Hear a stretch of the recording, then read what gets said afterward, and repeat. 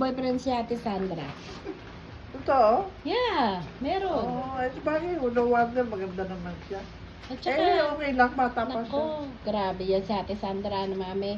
Huwag ka magala. MMMM.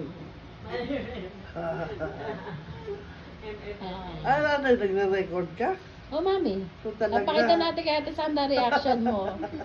Oh, mami, may boyfriend nga siya. Naku, Sabi mo, Sandra, hindi ko alam nire-record. Nagre-record pala siya. Pasensya na. Pero okay lang naman, anak.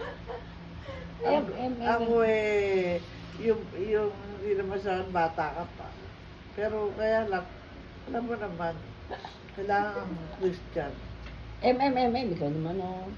Ay, wala na, hindi na uso yung ano. So, talaga, minsan yung Kristiyano, hindi pala. Hindi pala ganun, eh.